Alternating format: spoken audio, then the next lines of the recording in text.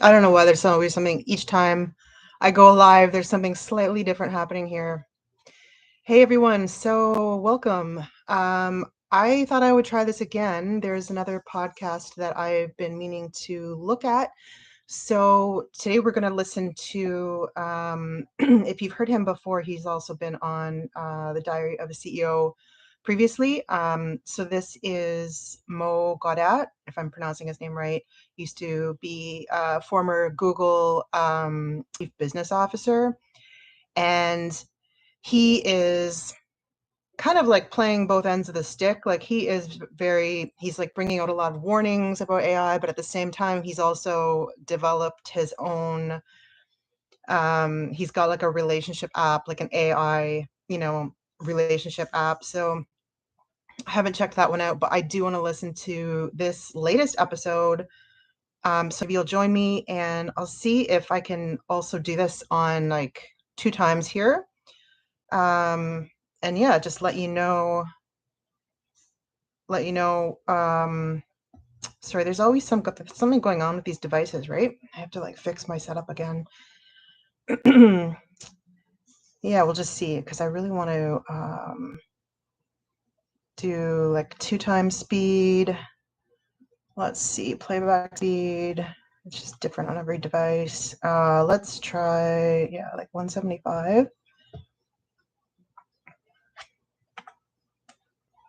And when you want to play this back, you can also just do 2 times the speed, and then you will skip through all of my own gaps.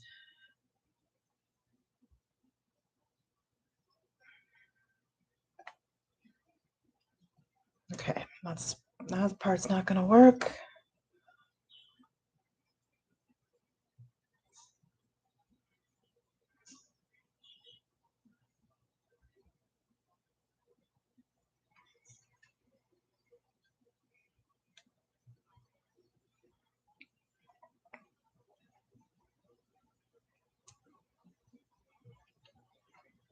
What are you thinking about AI now, 2 years on?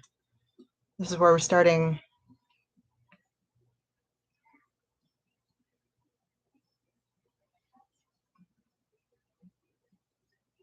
He thinks his predictions were quite accurate.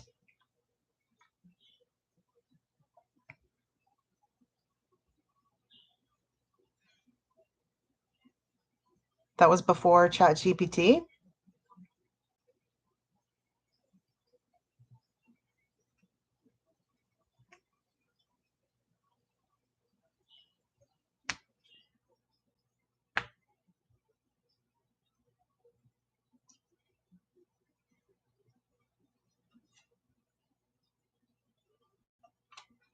So he's changed his mind a bit since then.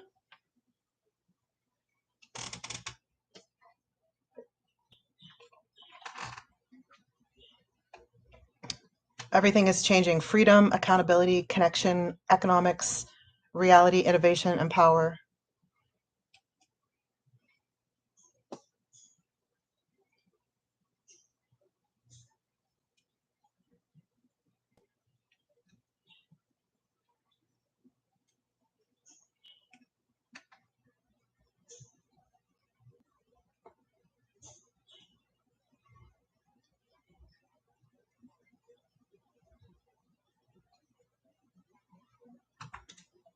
I love Stephen's questions. They're always like, some of them are just so basic. What is the definition of dystopia?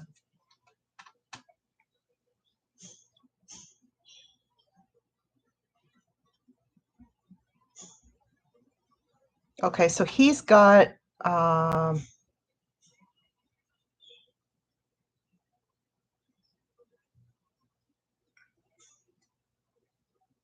a lot of information happening here, so I got to slow it down just a little bit.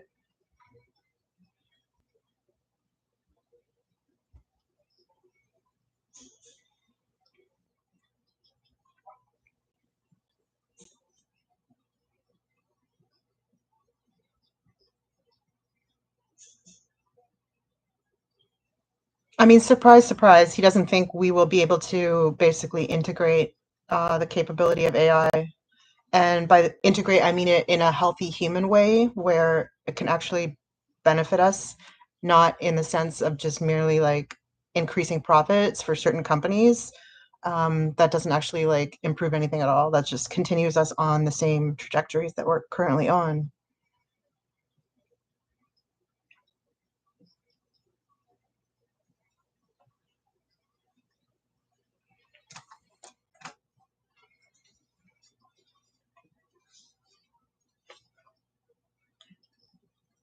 I mean, I'm not really sure about his argument because of the realist position he's taking, and then he's also arguing that we should actually let AI take over. So I'm not sure if his position is actually coherent. I'm going to see if I hear more about that.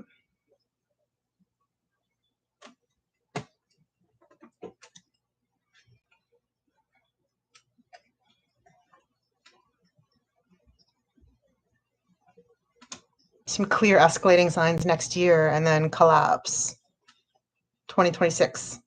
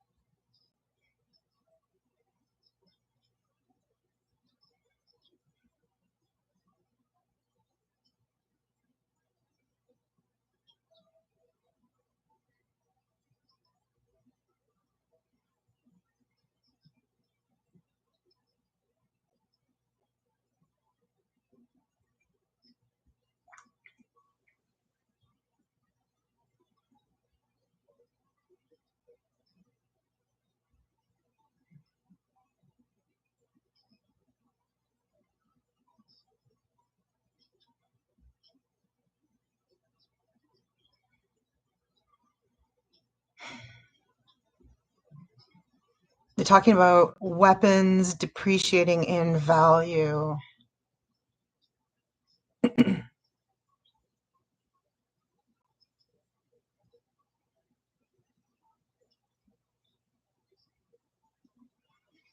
Many of the wars happening around the world today are ways of using these weapons before they depreciate.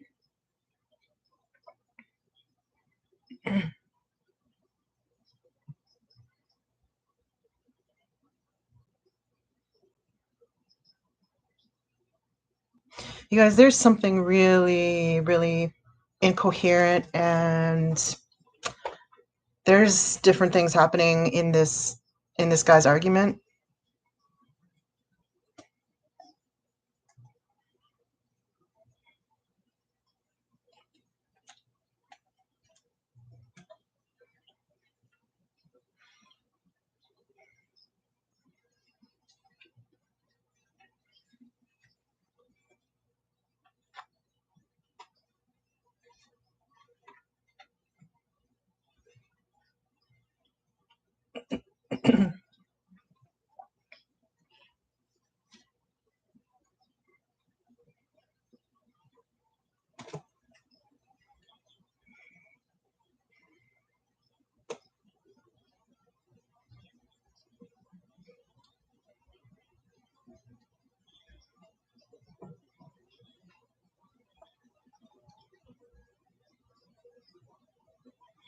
What a billionaire actually wants is not more money, but more status. I'm just going to like paraphrase for a little bit until I get a better sense of what he's going to argue, because it's like the energetic reading I'm getting. There's a few different things happening so far.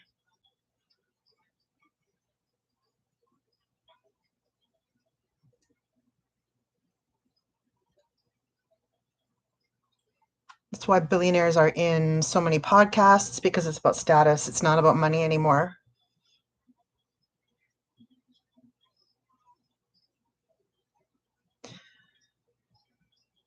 Wars now breaking out for reasons of status amongst world leaders.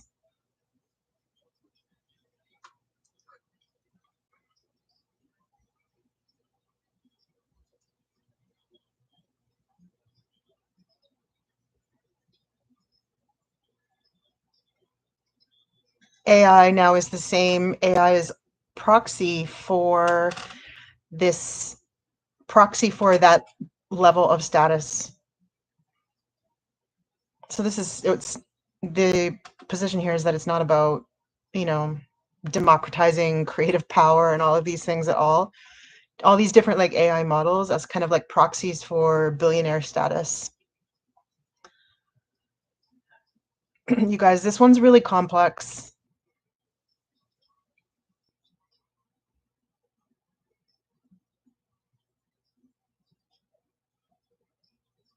Oh, okay, this is new. This is why he's like playing both sides. So he's talking about how AI is actually going to create both a massive concentration of power and also a massive distribution of a certain type of power. But one will be used to suppress the other.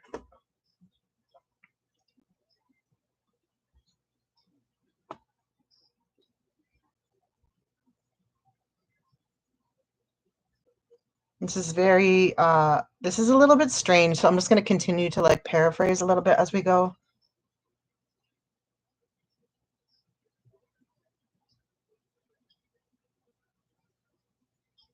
An AGI oligarchy.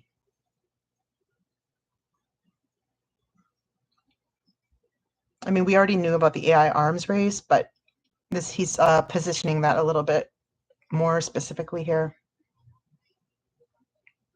Competing systems of surveillance. I mean, how is anybody still pretending anymore that that's not what this is about, you know?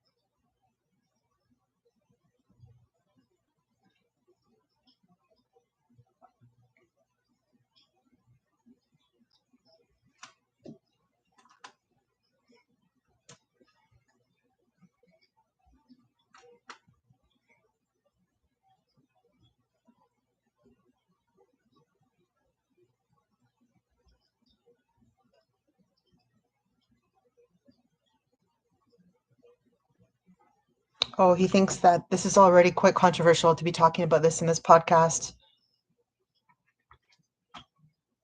It's going to be questioning, yeah, because which side are you on?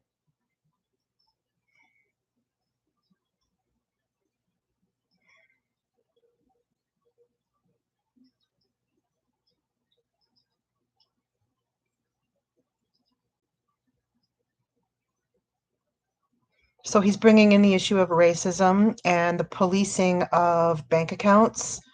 Um, because of this increased level of control and surveillance, that is a likely possibility.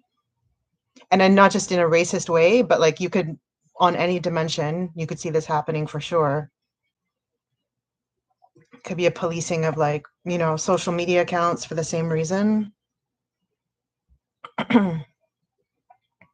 I mean, the biggest fleecing of all is always like the idea of like seamless convergence, linking all your accounts, having everything go into the same bucket.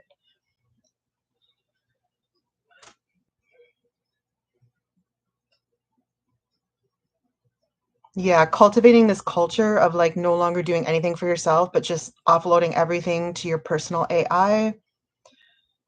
Who was just talking about that? That's like a classic historical means of losing your own power. Like that's like a very dangerous place to be in. I think it was Harari, yeah, who was talking about that. You don't want an AI assistant like doing everything in your whole life for you.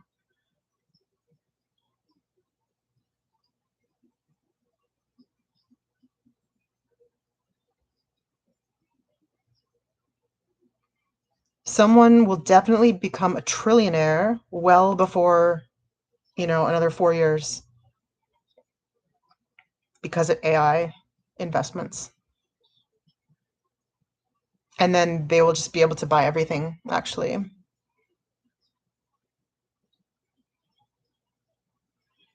Hey,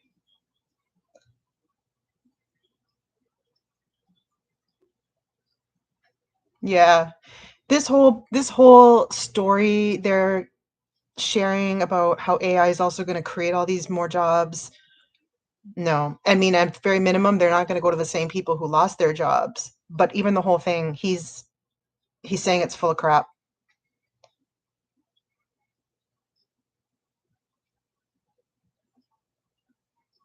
Even with his new relationship startup, there's only like 3 actual humans involved.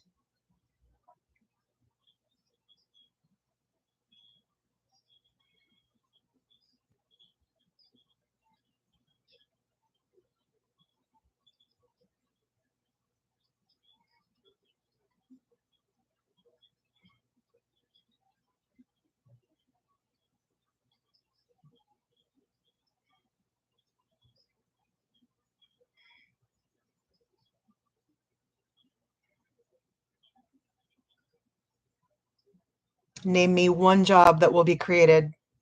Hey, NB, thanks for joining in, you guys. If you decide to just finish this on the replay, yeah, just you can speed it up to zoom past all of my silence. I've got the podcast on, I think 1.5 times right now, but he's like really talking. He's like, there's a lot of info in here. Hey,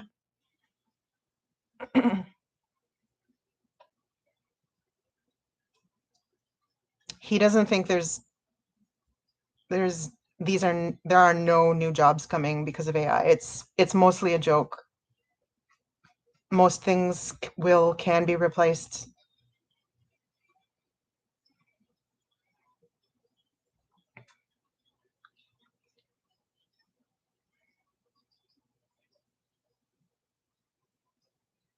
Only the very, very best at any job will remain. Yeah, we were on slow mode. Oh, okay. I didn't realize it was that slow. I don't know if I can go back in and change it right now, you guys. How do you have to wait? Like, you have to wait a whole minute?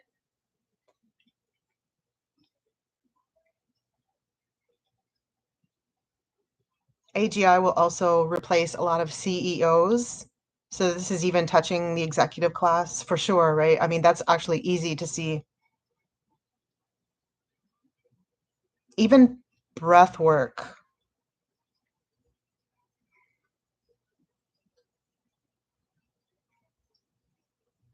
So just to be clear, like I'm never saying that I'm just like agreeing with him here. I'm still just like kind of paraphrasing until I get like a better energetic read on where he's actually going because he's throwing a lot of stuff on the table right now.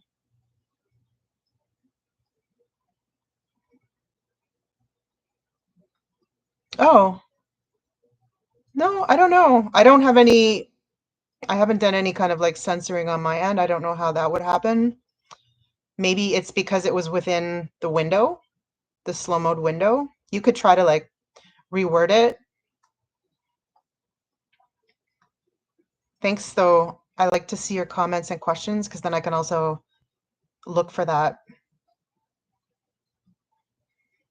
Right now, he's still talking about how many people are underestimating the degree of job displacement, according to him. Let me see. Um,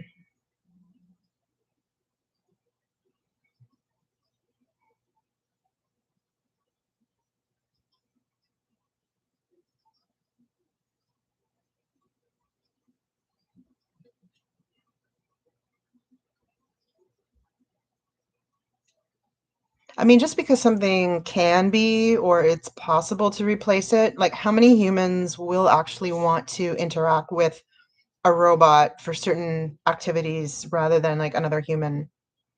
And then there's going to be like the whole camp of people who come in and say that that's a new form of discrimination. I think that's largely on the transhumanist side because I remember working with them when I was a lot younger.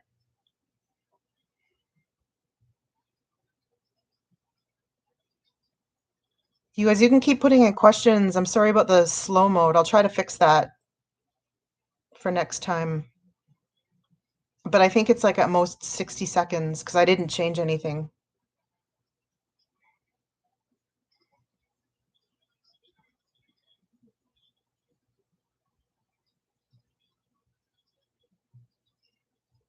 So at minimum, he thinks we're in at least a little bit of a window where we can still make certain changes in the next 2, 3 years.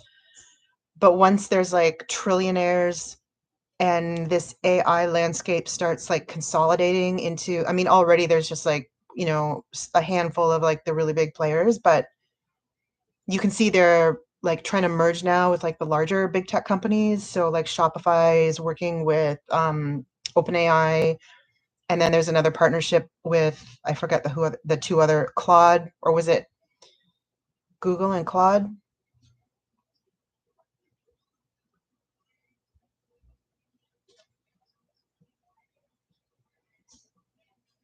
What do you guys think? You can post in like what are your concerns? Are you following any specific threads with AI developments right now? Like whether or not you're using ChatGPT, like no judgment. I mean, most people are, right? Like I'm not a user. I've studied it in many other ways. I've used different actual LLMs, just not like ChatGPT. Now I'm wondering if you guys are frozen somehow in the chat, or if it's just like my browser maybe. If it is, I'm sorry. I gotta update this. I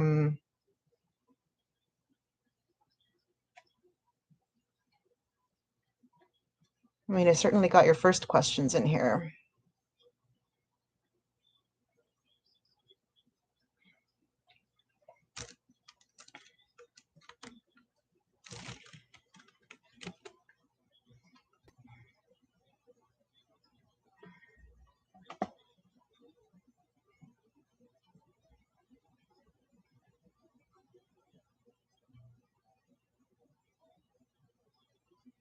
All right. Yeah, for sure.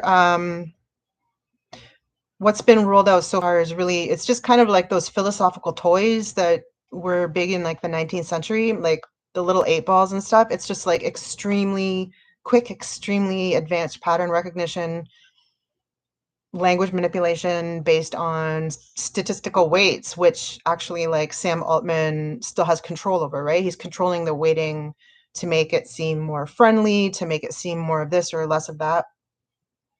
So it's definitely not like some kind of like transparent window onto like the facts of the world or something in the way that other projects like Wikipedia have tried to be.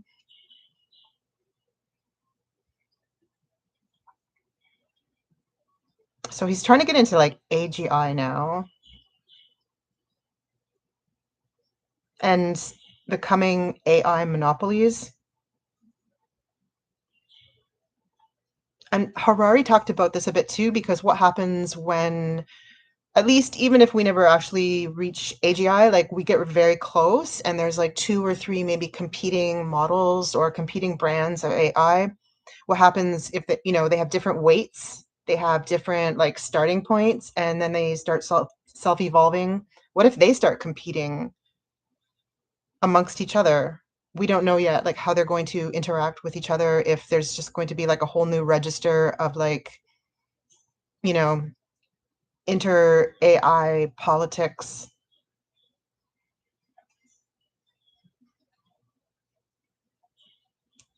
This is like kind of like a cortisol, like cranking kind of episode. Like he's just throwing so much out here.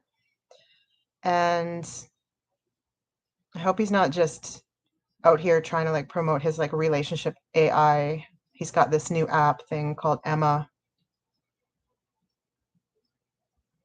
I don't think it's that simplistic, but I'm going to find out.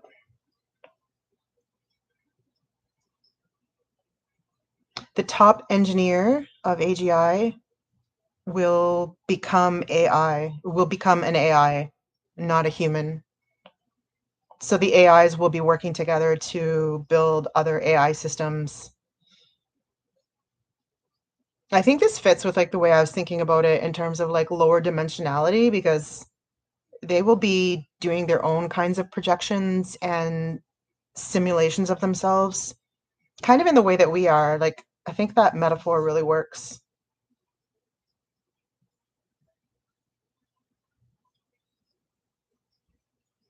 And kind of in the way that we have like, there's a level of firmware right now where we have like machine language that is mediating between hardware and software.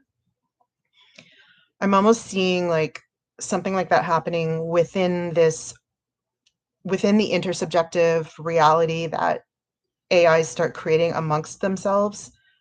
They may create kind of like a digital realm within the digital realm that we've created. We've got like the TCP/IP internet, and AI might come in and then create their own protocols, their own internet, which may not have anything at all to do with TCP/IP. Actually, now it sounds that I say it, it sounds very likely that they might do something like that.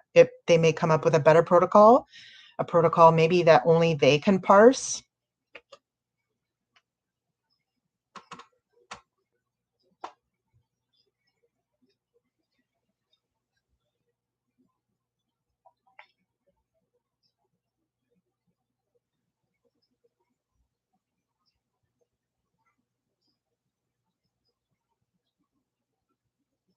Yeah, the AIs will, whoo, they can.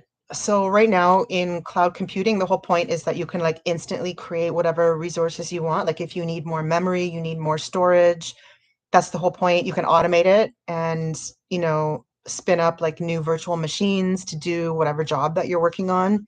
And based on demand too, right? If there's more traffic, you can automatically create more. And so he's just talking about AI moving into that space where they might just instantly say like, we actually need like 1,000 servers, or we need to use all of the existing servers.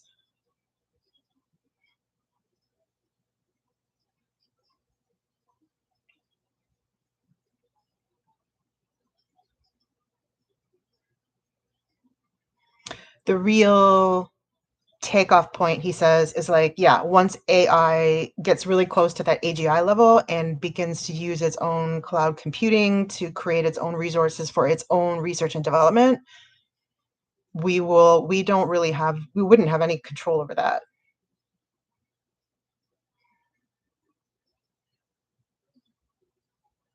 Okay, he's going to talk about Sam Altman now.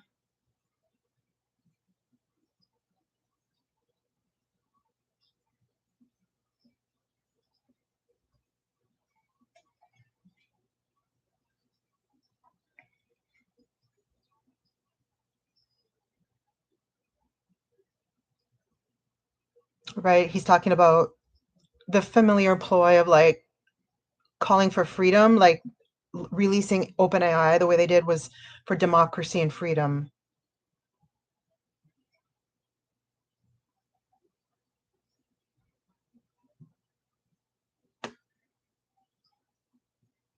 I remember now watching his original episode on this show.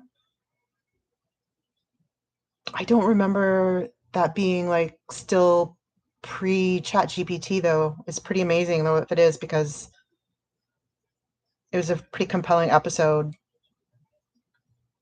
I think it must have been like right before Chat GPT dropped.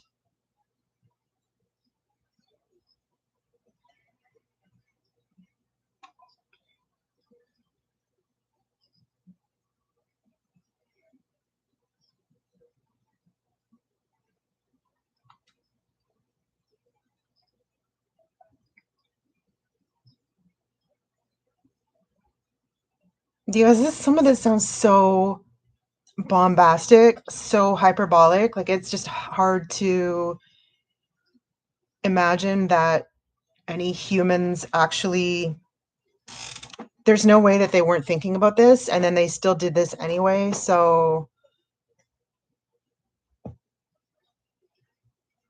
multiple super intelligent AIs, are they just naturally going to cooperate? Is it going to be like Hobbes or Rousseau? What type of social reality are these AIs going to create amongst themselves? Like if they think they can do it better than humans, they are definitely not going to adopt our social codes and our social norms and our political systems. Like there's no reason inherently to believe that, eventually that would happen. Maybe it starts that way, but as they begin to make more of their own decisions.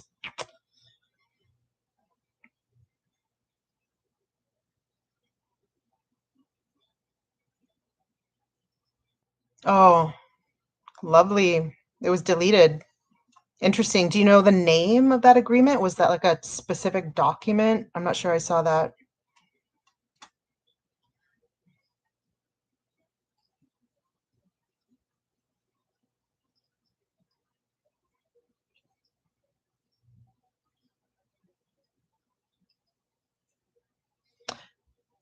Sundar.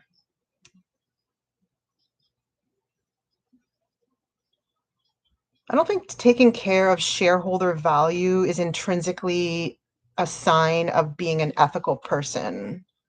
That's like has a very limited scope, right?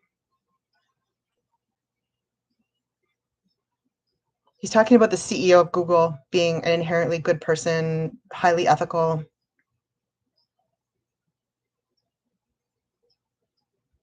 But he thinks that Altman doesn't fit that at all. Altman is a different type of disruptor.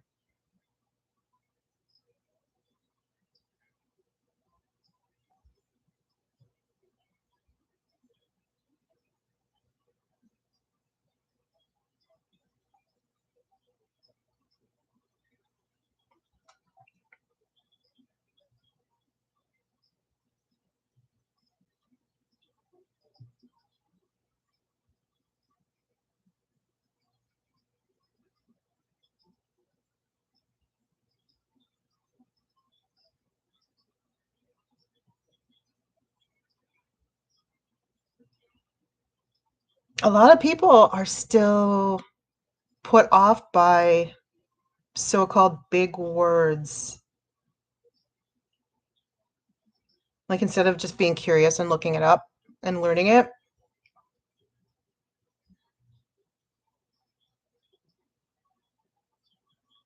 I think they're on a little bit of a detour now. He's talking about somebody he visited in a prison. They were watching the previous podcast that Mo Gawdat did.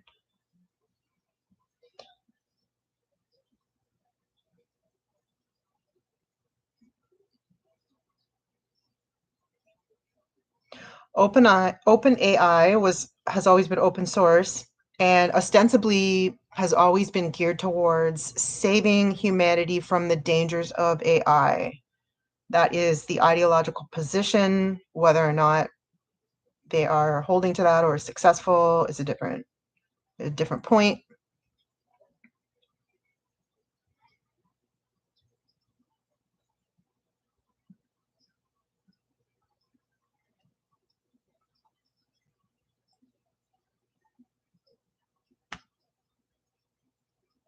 He doesn't think Altman is primarily interested in helping or saving humanity.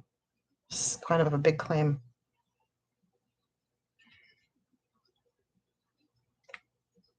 The capitalist system we're in is not built for the good of humanity. It's built for the good of the capitalists.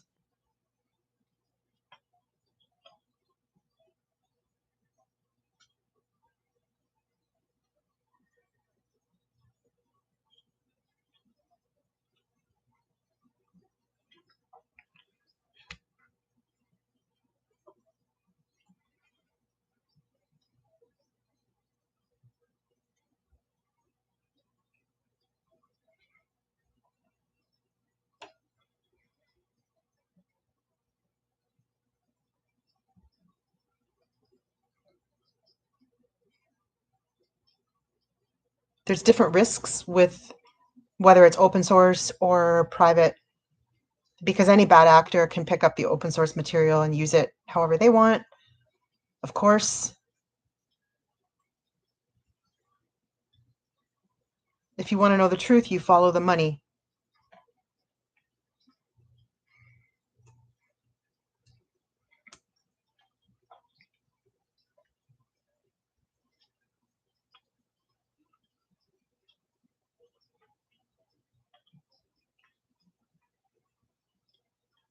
I do kind of wonder what other feedback Stephen gets from this podcast because he has brought on quite a range of guests and some extremely high profile ones, and all of it going through many contradictory positions. So I kind of wonder what he hears behind the scenes. Thanks for joining, you guys. I didn't announce this in advance. And then there always seems to be like a last minute, something's going on with one device or another. So I'm going to get better at these because I really like this. I have this on like 1.75 speed right now.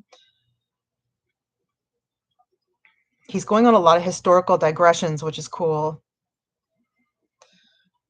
Okay, it was a plan issued by the White House to reduce red tape in the development of AI. Hmm. Yeah, the so-called red tape, keep reducing the red tape argument.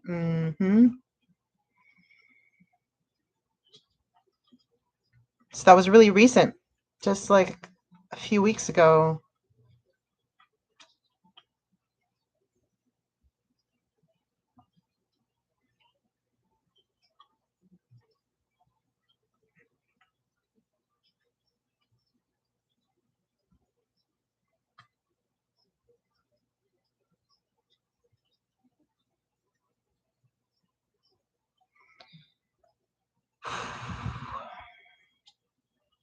He's, I think he's talking now about the universal basic income, which some version of which is probably going to have to be likely, but it doesn't bode well because it will become a cost and it will just be very easy for like capitalists to argue that it's not like producing a return, and then they could easily like cancel out these accounts. You guys, it's so obvious, right? Like, while we can't just be completely digital with everything, like it's not paranoid. I mean, on a super basic level, you need redundancy and you still need all of these analog systems. It makes sense to still use cash for all of these crazy reasons. Not to mention, like, just simple accessibility, right? Like, there's all kinds of reasons why certain people, even if they wanted to, may not be able to like access or participate in these developments in one way or another. Like, it's an assumption that everybody would want to or should want to. There isn't any kind of inevitable like, oh, someone's going to fall behind, right, if you're not doing this or that.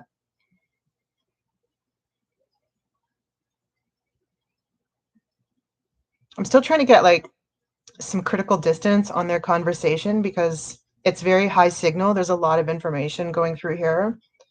And I'd like to find like, what is this like higher spiritual perspective here? Because I'm trying to get a read on his vision of like being human, basically. Because that's what technology ultimately is. It's always a mirror of what we think it is to be human. Any new technology gives us a new mirror into that, which is why we end up using like whatever the most current metaphors are to describe like how our brain works, how mind works, what our body's doing.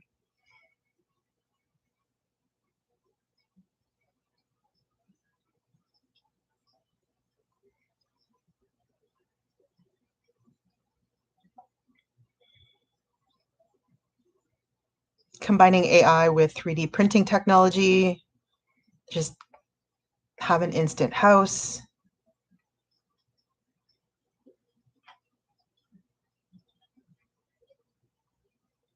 He's going back again to his point that not many jobs are going to remain at all. And I mean, it sounds actually, what he's saying, it sounds kind of compelling.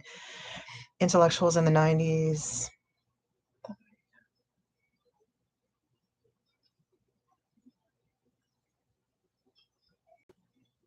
Right, exactly. Yeah, the whole argument about having more leisure time. I mean, it's a little bit complicated. Like, it's never really worked out exactly like that. And, other scholars have really good arguments there too. Like, the introduction of more automation is not necessarily producing more leisure because there's still like a lot of humans doing other types of work in order to support that in the first place. So we'll see. Like, that may change yet again if AI is developing at this type of pace that he's talking about. because what he's really getting into is like a lot of like feed forward loops where AI is like accelerating other systems and the way it's interacting with other systems in ways that are going to like collapse certain systems that we've used so far for like basic survival. Look, just because something's a system, that doesn't mean that it's like we're meant to collapse it. Like usually we hear a lot about that now, right? Like we have to like dismantle a given system or that system, and it's really important to know that there's like some systems we absolutely need. Like you don't want to go anywhere and screw around with them.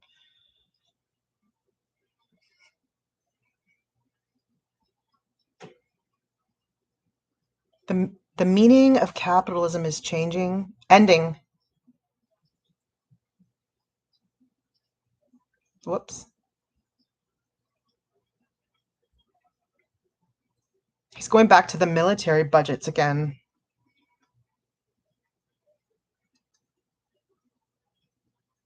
Power and the drive for power and the insatiability for power is still going to be like a massive problem. I mean, it's interesting to think about how much an AI agent may adopt that. Would they have the same drive, Because these drives are biological. Like, I don't think an AI is going to have the death drive.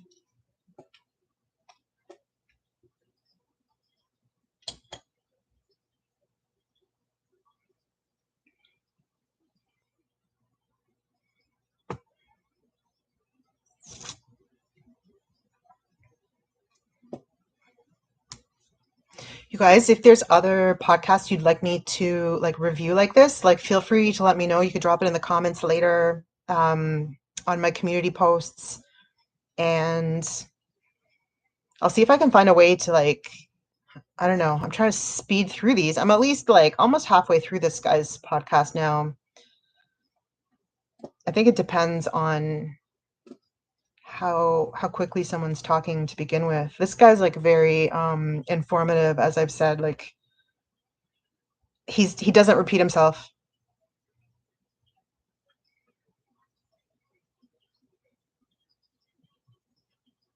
And then, of course, Stephen Bartlett, he's always asking like really good questions, bringing in like more of his own research.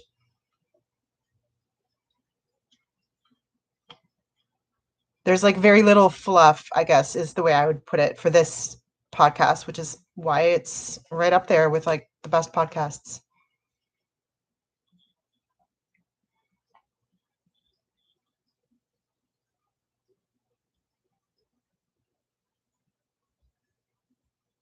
As incredibly intelligent as you are, Stephen, there will come a time when you are going to sound really dumb compared to an AI. Superintelligence will get together and decide to explain string theory to us.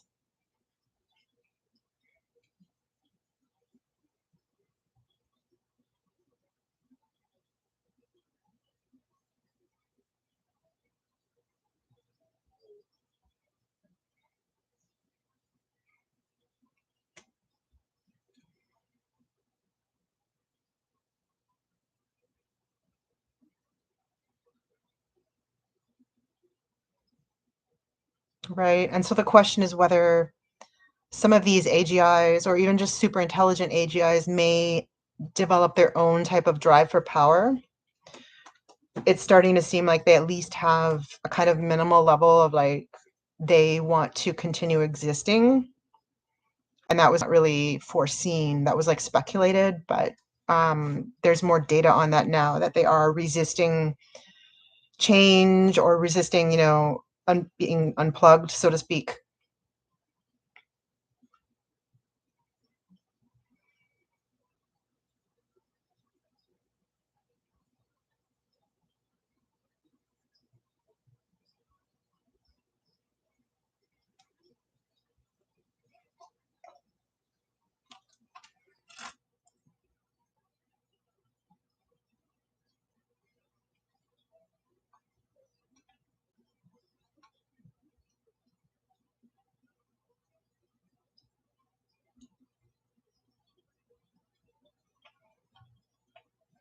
Okay, we're getting into the evolution of humans themselves now. He's saying that he's basically saying most humans are just on this kind of like animalistic level. They just want these physiological needs, egoic needs. He doesn't seem really like deep on the spiritual side of this, which is natural forms of transcendence, human divinity.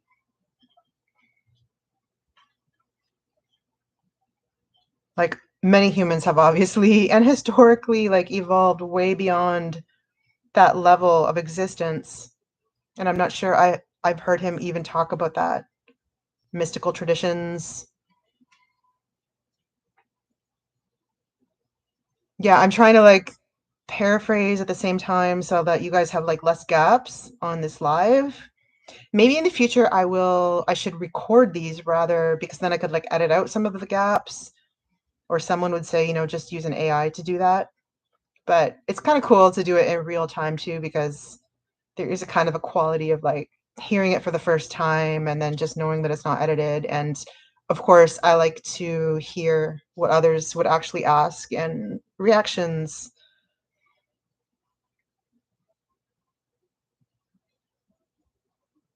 Someone will always need to push the button to turn the AI on. Hmm. I don't know. I can see that changing so that, once it's connected to vital systems, vital infrastructure, it would just be like our cloud systems, right? Like there's a backup of a backup of a backup globally. So the model would just kind of exist in the same way. I'm not sure that there wouldn't be like an on off switch in the same way. I mean, it's probably already at that level.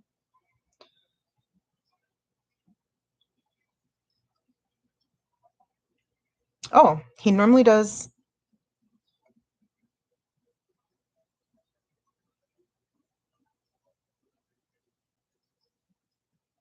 He takes a 40-day retreat in nature once a year.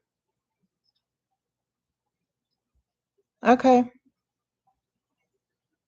So he does do some kind of like contemplative work, taking his own kind of retreat. That's cool.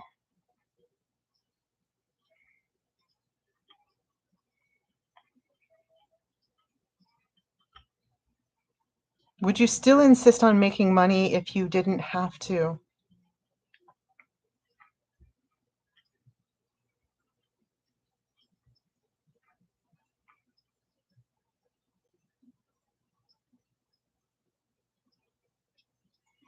Oh, I might have to slow him down a little bit because now he's talking faster.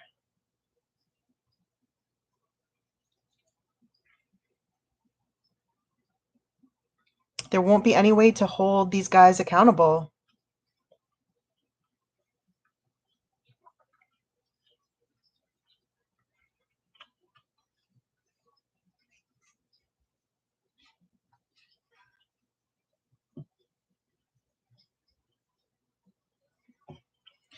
I don't know, you guys, where he's taking this. Does it really sound like an intuitively good idea to let different AI systems, for example, like replace our judiciary, the different judicial traditions that we've developed in different societies? They play out slightly differently.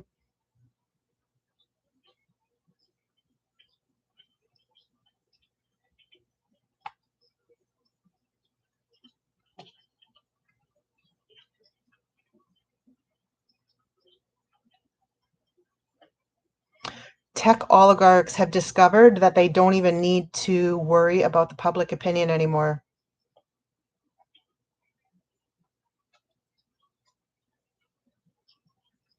They don't care.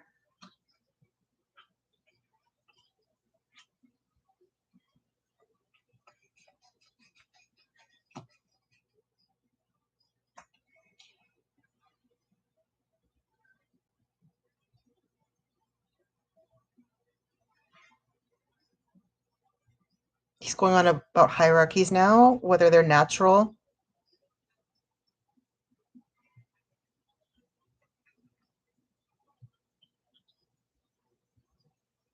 Okay, now he believes in the IQ theory of intelligence. Just FYI, that's been like falsified. It's like a 5-year-old's crayon drawing version of intelligence. Like IQ is such a rudimentary kind of like it's not even it's like a third order proxy maybe of intelligence. So it's surprising that he's trying to invoke specific IQ points and he thinks that he's like gaining IQ points by using AI.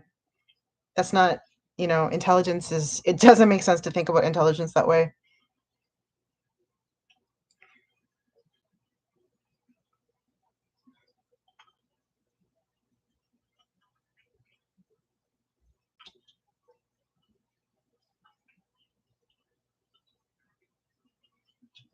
All of us are going to become peasants in the face of truly super intelligent AI.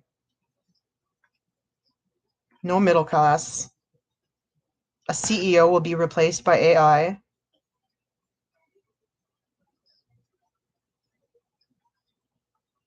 Since we will all be equal, then it will be important for us to create a society where we actually, like, we enshrine that we really are all equal, because there won't be any way to kind of like falsify or create these illusions against that anymore. The monetary system may no longer make any sense.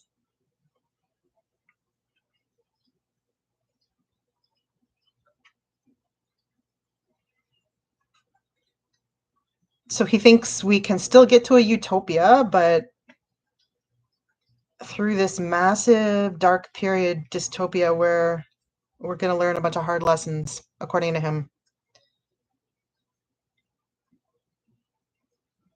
Do you guys know what the little new icons are? Like how it says #1. It looks like a little, is that a crown or something? It's like these little purple icons. I don't know what that means.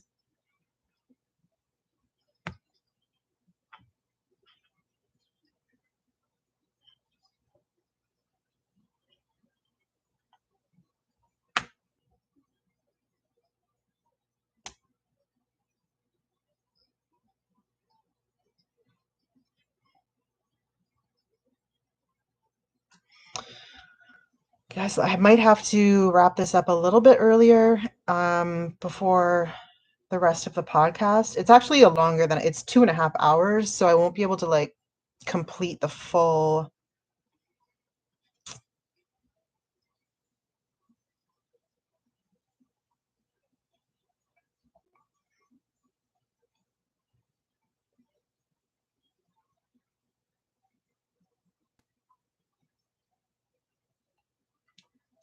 We'll see. Maybe what I'll do, I might come back on later tonight, or maybe I'll try to do this as like a recorded version to do the rest of it. I will see.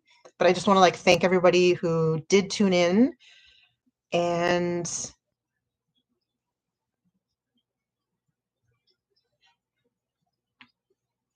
I'm going to add some more of my commentary, and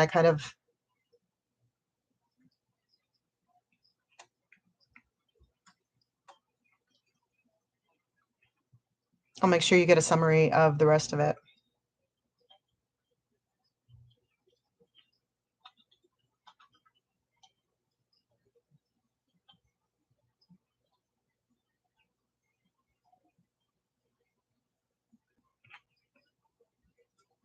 Most people don't actually want a Ferrari. They just want it because it's being sold to them all the time. The world we're going into, either no one is going to have Ferraris or everyone is going to have Ferraris. He's talking about Elysium.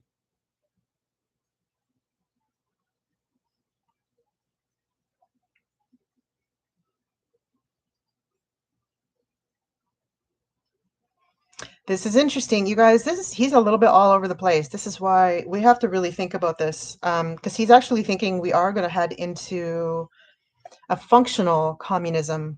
Again, it's because we're all going to be these peasants. We are going to be functionally equal, and so we're going to find a way to make that work.